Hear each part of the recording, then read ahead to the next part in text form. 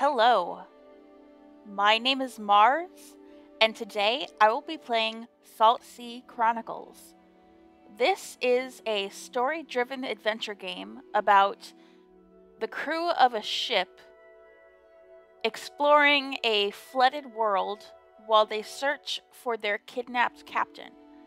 I played the demo for this back in June during Next Fest, and I thought it looked really promising, especially considering that the developers of this game, Di Gute Fabric, also made another game that I really enjoyed, Mutazione, which is a very cozy gardening sim / adventure game with quite excellent character writing and relationship writing. And what I saw of Saltsea Chronicles tells me that this game has a lot of those same qualities. So yeah, let's just get into it. Alright, save slot 1. There are a lot of branching paths in this game, I believe, so lots of save files necessary.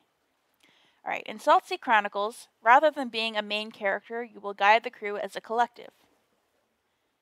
If you want to trace different pathways, you can branch your save file from any completed chapter. Some events might remain, but others will change. Okay. I don't totally understand that, but... So, you have a save file, and then you can branch it within a single save file, and like all of those branches will exist within the save file. I don't know how that works. We'll see. There are no wrong choices, only your choices. We hope you enjoy your time in Saltsea. It's time to set sail.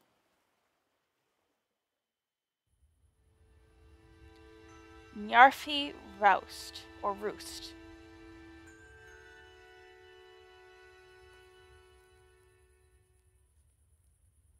Okay, so...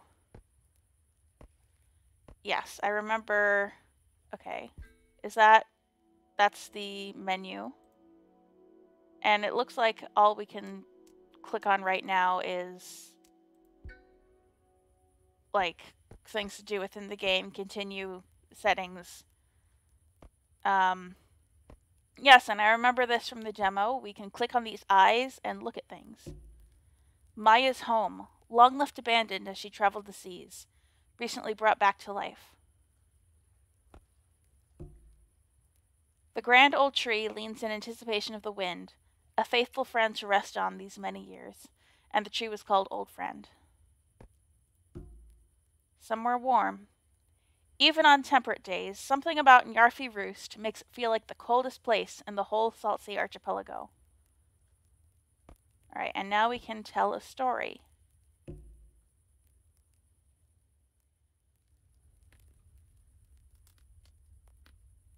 Stu, Mulpey, Maja, Merle, and Iris gather around the fire. Yep, I recognize these characters all from the demo, and I think left to right, that's who they are. Stu, Mulpey, Maja, Merle, and Iris. I swear, I heard it yesterday. It was spooky. Maya's laugh is grand, infectious, attractive. Ghosts in the machine. It does seem a touch, unlikely. So when I say this, am I acting as Merle because he's the one currently indented here? I don't want to tease them, so I'll just say ghosts. Interesting. Were they speaking Pata or ghost language? Merle clears his throat officiously.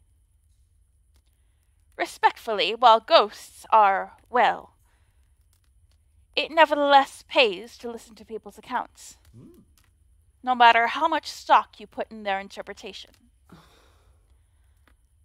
Nice way to say my brain's rusted. Mulpey's baby Ade lets out a quiet whimper. Mulpey clears her throat. Enough ghosts. I love that the baby has no nose. That's a very cute way to draw a baby. They fall quiet. Aye, this is not a night for ghosts. Except for our ghost ship. Though the Kelpies look more corporeal every day, is it actually literally a ghost ship? Or are you speaking in metaphor, Maya? Stu chuckles. Perhaps we can go over our plan for... No plans, I'm exhausted. Tell us one of your stories, Maya. Molpe smiles gently. Well, I can't refuse that. Let me see.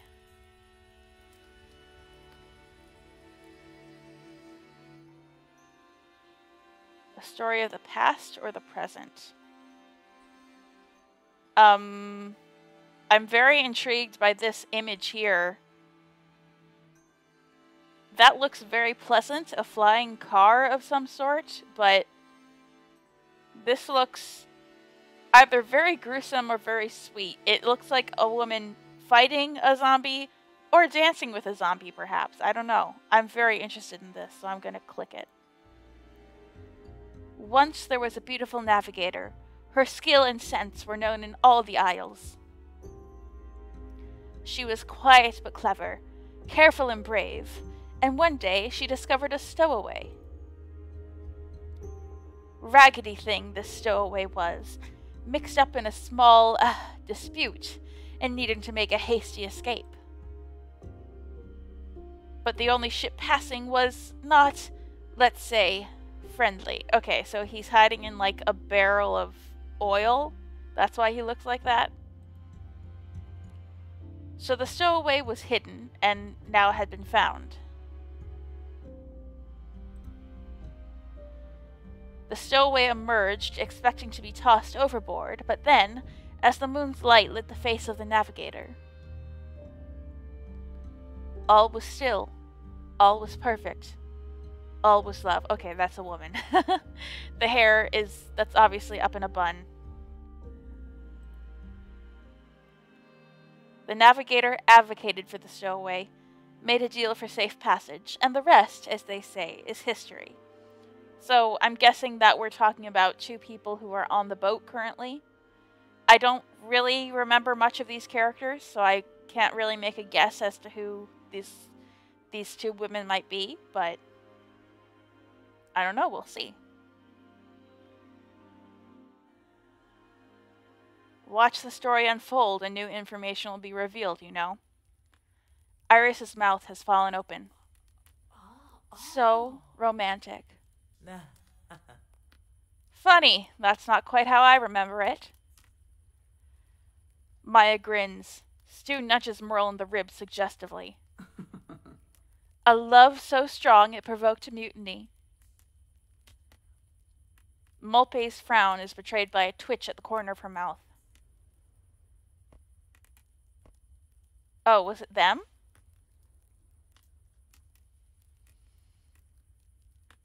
Were these two the women in the story? Maya being the navigator, perhaps. Molpe the stowaway. Although Molpe isn't blonde. That would be weird, but... I don't know. I kind of want to confirm this. Pull Molpe close. Brr, there's a chill tonight. Maya wraps an arm around Molpe, pulling her closer to the fire. Who else has a story? Iris huffs, blowing their hair out of their eyes. Not me. How could someone who's been stuck on one salty old island their whole life have a story? Maya looks at Molpe. Want to correct the record? Molpe shakes her head, happy to listen, not the storytelling kind. Perhaps I could tell you all about one of my most meaningful archaeological experiences. Or the origin story about the two lovers who became the moons. Ha! Both tempting. Iris, you choose. Okay. So Stu's story about the two moons, or Merle's story about his archaeological find. I mean, Stu's story sounds like a romantic story, and Iris clearly likes romantic stories, so I think I'll go with this one. In a time before the flood, there was only one moon, but then the dancers lit the sky. When the dancers lit the sky, there was a terrible burst of light that split that moon in two. As it split, pieces fell to earth. 2 of those pieces found their way to 2 lovers separated by a family dispute. One was held in a tower, the other at sea. Each thought of the other as they polished their piece of the moon over and over. As they did, they each discovered that their piece became bright and reflective beyond compare. So on a moon's bright night, each used their piece to reflect light into the eyes of their captors. Each escaped to find the other. They had many adventures after that beginning, Aruna and Esmeralda. Each wore their piece of the moon around their neck, each seeking the other to their last day.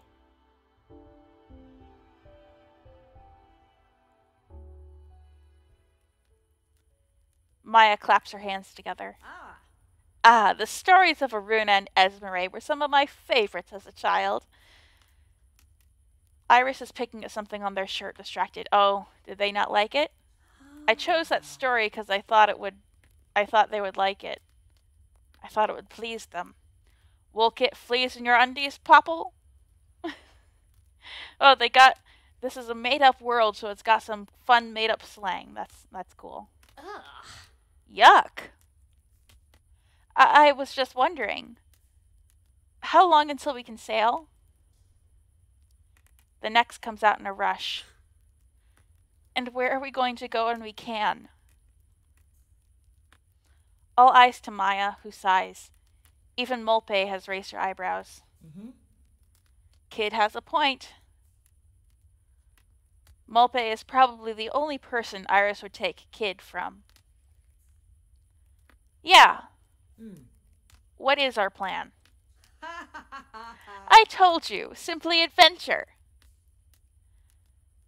Tell us like it's a story. Maja smiles. Another choice? Nope, just a story. Once, a tricksy stowaway met a beautiful seafarer, the strongest and best navigator she'd ever known. Oh! Is Molpe the navigator and Maja the stowaway, perhaps? Okay. Maja seemed like the leader, so I wasn't entirely sure. Okay. Then that seafarer introduced her to an old friend, a diver and traveler, ship's cook and wily seabird, the glue in every situation you might find. Stu, perhaps? That seabird knew a historian who had been digging around for old knowledge. A historian willing to push further and further than those before. Merle? And then they all met a young ratter. What's a ratter? Who had somehow managed to build a rig out of odds and ends to get themselves fluent in every language of Saltsea. Oh my god. Can I just tell you how happy I am to see the word themself? I always hate it when people use the word themselves when the person they're talking about is using singular they. It shouldn't be themselves. That is, unlike singular they, that is very explicitly a plural word, themselves. So I think that if you're talking about one person, it should be themselves, and I like that this game is using that word. Okay, aside. That's just a pet peeve of mine that I'm happy this game has rectified. They came together on Njarfi Roost to rebuild the ancient Kelpie, ready to set sail in an adventure that would one day be told all over these isles. Okay, so the Kelpie isn't actually a ghost ship, it's just very old.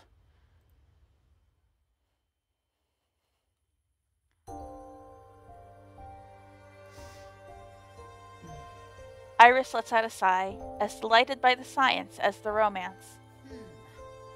Not sure if I like wily. Sounds a bit too much like old. A nice story.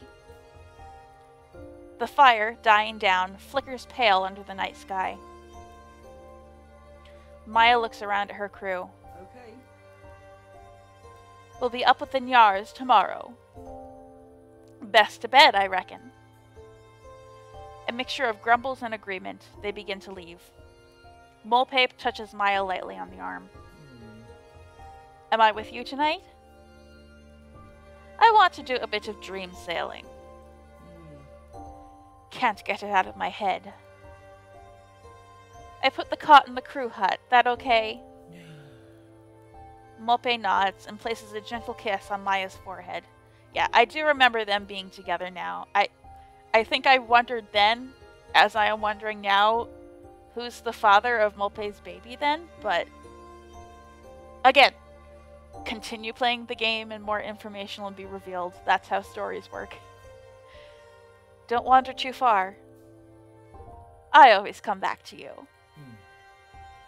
Molpe frowns a tight smile, then follows the crew to their makeshift bunks.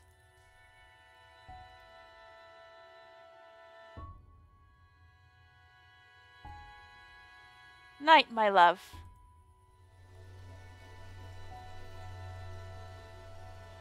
Oh.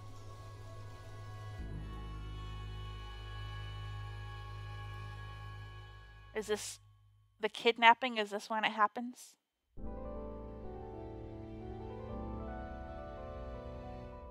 God, I might need to turn the resolution down or something.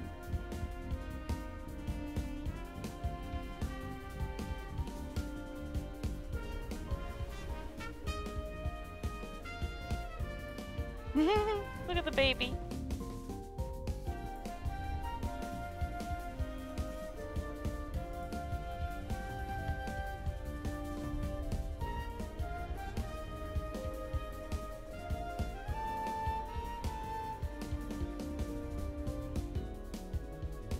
This is a very nice looking cutscene, but it's chugging a bit. So I'm gonna have to turn quality down a bit, I think.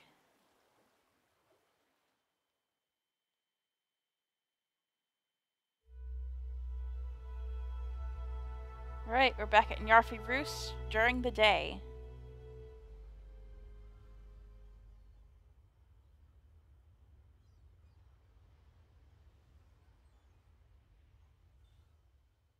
Alright.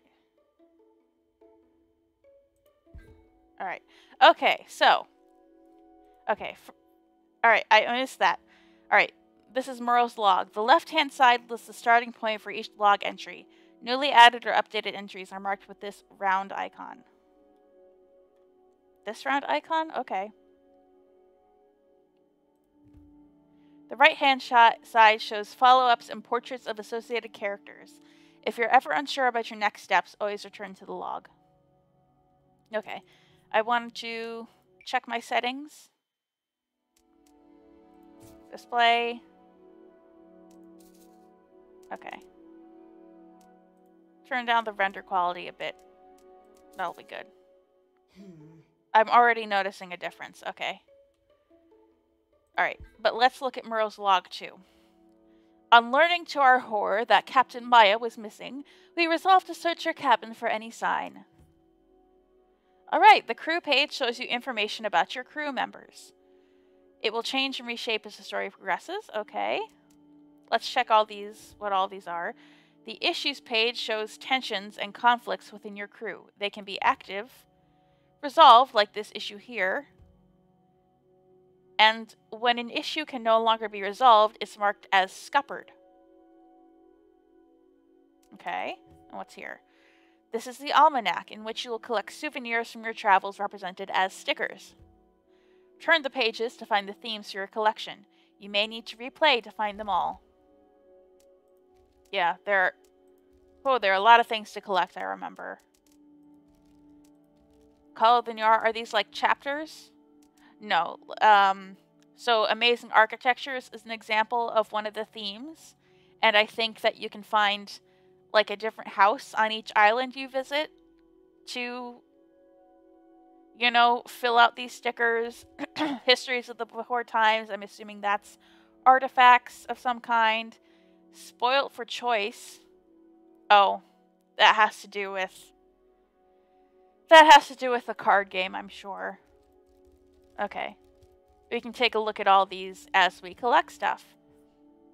I kind of want to look at our bios. Alright. Molpe and Ade. No-nonsense 36-year-old navigator Molpe is often expected to take charge. A talented celestial navigator and mother to 6-month-old Ade, Molpe has largely made her life on the sea. Molpe is deeply worried about the disappearance of her partner Maja, who in recent weeks seemed oddly on edge. 32-year-old Merle is a historian and academic, particularly interested in the flood. Of late, he has been traveling Saltsea, investigating society immediately before and after the flood. Maja brought him to Njarfi to work on Kelpie's renovation. 19-year-old Njarfi misfit Iris is gifted with languages and most often found glued to their radio. Iris was the last crew member to be recruited to Maya's team. They are thrilled and terrified about the idea of leaving Njarfi for the first time. And Stu. Stu claims to have lost count of her age, but it's somewhere around 70. A diver, cook, and adventure seeker, Stu is as well-traveled as it's possible to be. Maja recruited Stu for her expertise in all things aquatic and culinary. With a partner on Los Gatos and children all over, Stu is almost ready to settle down. This is her last great adventure. I remember Los Gatos. That's the island that we visit in the demo. Alright, so here are our issues. The active one is the crew of the Kelpie are tense in their worry over their vanished captain. And I noticed that these all change shape as we mouse over an issue that is relevant to all 4 of them. Here's something that's resolved. The crew have worked together for a few months, yet it still feels like early days. Molpe, Merle, Iris, and Stu, uncertain at first, have grown to know and like one another through working on Kelpie. And here's the one that's scuppered. Only involving Molpe. Molpe and Maja have been arguing a bit more lately. Molpe feels like Maja has been acting strangely for a few days, and now she's disappeared. What's going on? Alright, let's get back to the game. Yeah, I'm glad we looked at that. So I think that this is what most of our choices will end up affecting, is issues between the crew. And it's possible to fail things, which I think is always nice to have in a game like this. It is possible to scupper issues and leave them unresolved, which is gonna stress me out a lot, I'm sure. The possibility and probably inevitability of that happening, but I think it's a very cool feature. But where has she gone? Where is Maja? If we knew that kitten, she'd not be missing.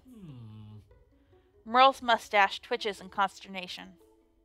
It is rather confounding. I can't believe Maja would leave. Without a word. Of course she wouldn't leave us. Oh yeah, when I turned the render quality down a little bit, oh, it got so much smoother. I'm sorry that I messed up the cutscene, the opening cutscene a little bit. Alright. They flap their hands trying to calm themselves. I like you a lot, Iris. I like you. You're my favorite character so far. We need her. We have so much to do. She is not always the most reliable of souls. Stu is being diplomatic. Her pack has vanished. Her house is vacated. Merle, less so. Ade cries out. The book they've been chewing suddenly provides insufficient entertainment. Here. She hands Merle the soggy almanac. People von Dre. An old edition, but perhaps not the best use of a precious resource. Giving it to your baby to chew on. Molpe soothes the baby, uninterested in Merle's opinion on managing Ade. She's never done this before, left without some word on why. The crew falls silent. The Nyars call outside. So Molpe can say something gently or firmly. Let's have her be gentle. Oh, no, that was Merle. Perhaps I should lead the investigation. My, analytical skills may be of some advantage of persuading the local community to maybe she just wanted some space. Space! Yes, that's it! Totally. We just need to ask around. Someone will know. Molpe sighs, waving her spare hand. Fine, go look. She gestures at Ade's broken sling. I can't go until that's fixed, though. I shall form an expedition to locate our captain. If, you all concur, can you expedite a place you've been living for weeks? That's not what expedite means. Oh, shush. Okay. Start with her house. Ade's wheels are rising. Molpe winces. Did she pack, leave any messages, that kind of thing? We should also examine our vessel, the brave Kelpie. Perhaps there is a clue there. Iris tucks their swooping fringe behind their ear, chewing their lip. Stu looks over. I'm sure everything is fine, kitten. She wouldn't just leave us. Just one other person with me, I think. We don't want to occasion any apprehension among the local populace. Ade's cries echo around the room. There's a mystery uncovered, but who should accompany Merle? Expedition parties are made up of 2 crew members. Merle has volunteered to lead the expedition. Molpe isn't able to join him, so she's grayed out.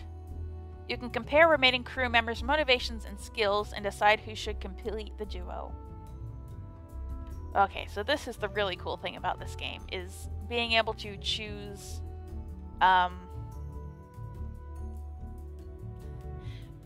which characters go together on missions, which is the main way by which you influence how those issues are resolved.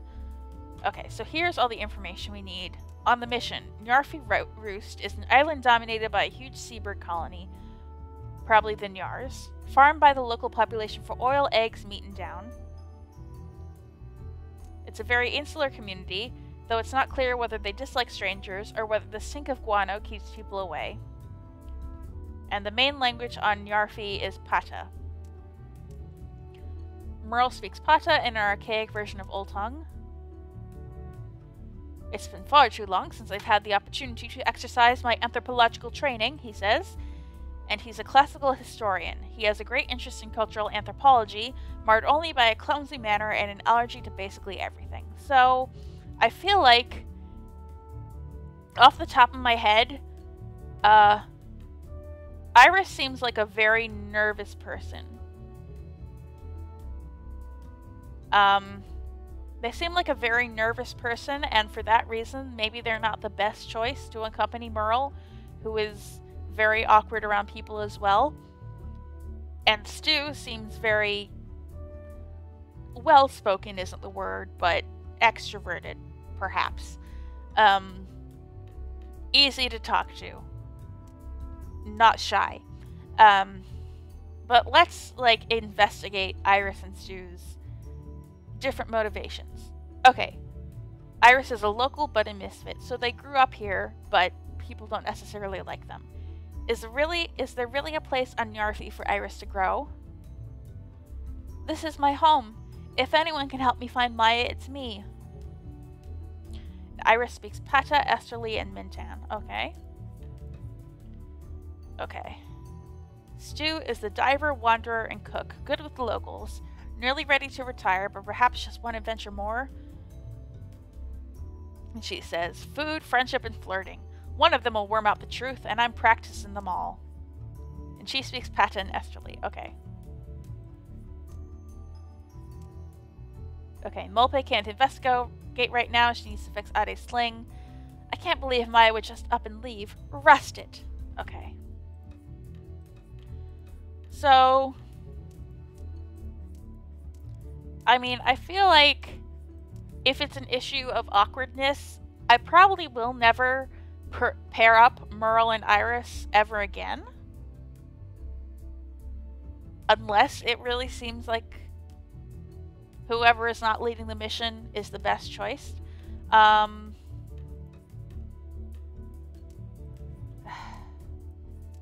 They did grow up here. And I want to see more of them, so...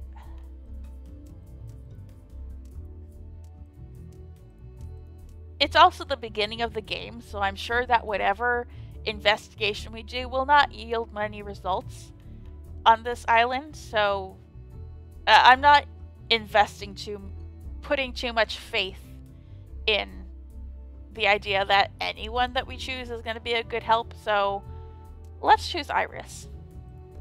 Because I want to see this pair, and I don't know when we'll have the opportunity to do it at all later. Alright, so we got a lot to look at. Feathers on the floor. Merle slips on some feathers on the floor, coughing as the dander catches in his throat. Feathers. Frightful, farcical, flagitious feathers. Oh my goodness, I could not say that word. I think you came to the wrong island. Merle sighs, bends down, and tidies away the feathers. I suppose it's not the birds' fault that I am constitutionally incapable of tolerating their plumage. The local customs are anthropologically interesting, at least. Iris narrows their eyes. Okay, let's not throw barbs. Let's not get off on the wrong foot. I know their language. I could tell them to leave you alone. Or to follow you everywhere you go. The language of the birds?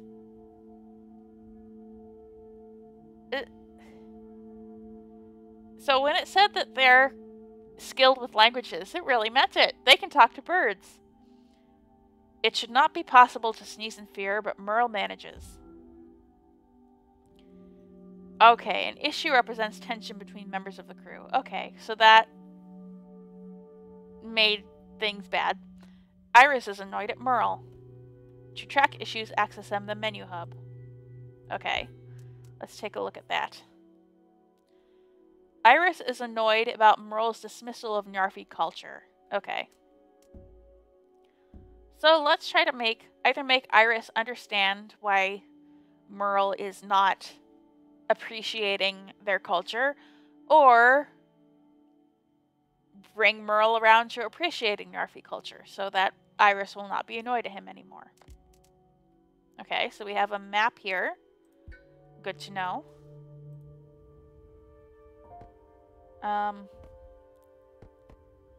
We can look at the picture of the crew.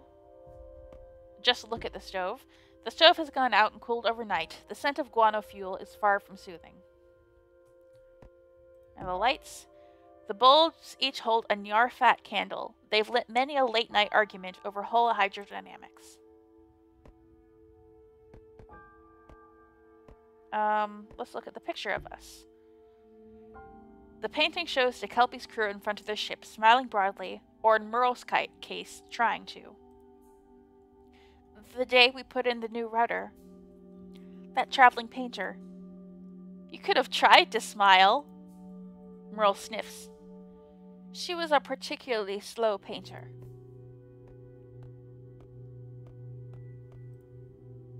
A long day of hard work. It took 3 tries to get the rudder to fit right. But we did it! They stare at the picture.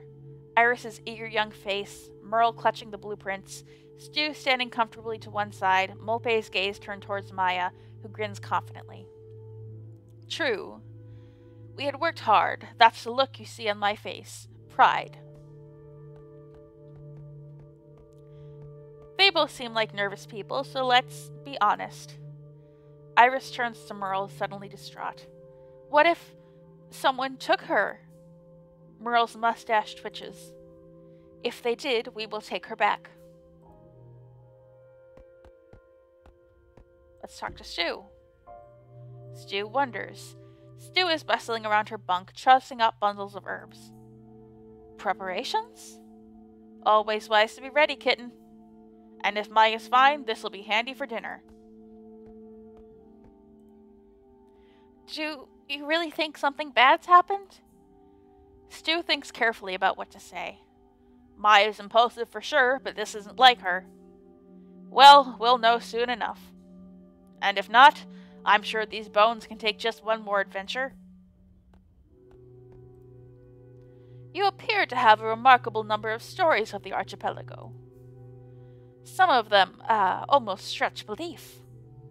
He laughs nervously as Stu's eyes narrow. But of course I believe every word. Always said I wanted to see as much of Saltsea as possible. Was itching for something new when Maya got in touch. Said I needed a nice project to settle down with. If we sail, maybe I can catch up with my kids. You really think we'll have to leave? That Maya left? We've been building a boat, kitten.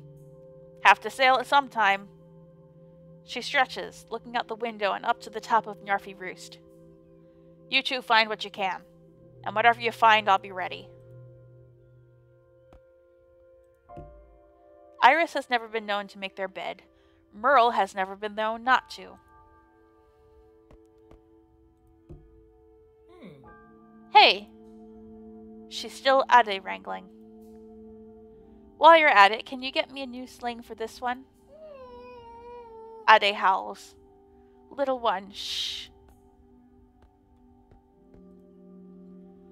Iris looks askance at the wriggling Ade.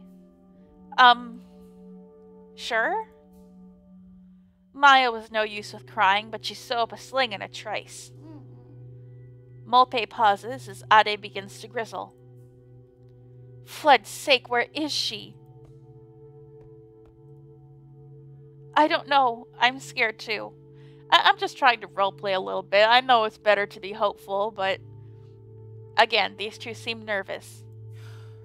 A hard look comes over Mulpe's face. If she thinks I'll welcome her back easy. Iris looks down. The sling? I could see if they have any, baby stuff at Puckle's Clutch.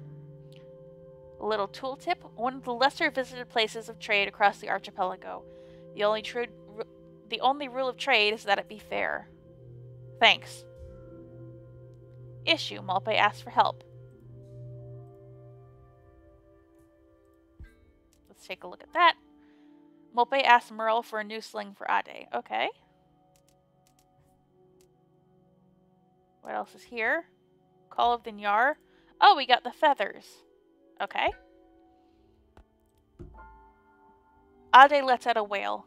Mulpe, who was distracted for just a moment, quickly turns to pull something from their mouth. Little one, what have you got there? Mulpe examines the dripping thing. Maya's lucky Nyarfoot charm. Was that just by my bed? Mulpe knows her partner never likes to leave without it. This feels like bad news.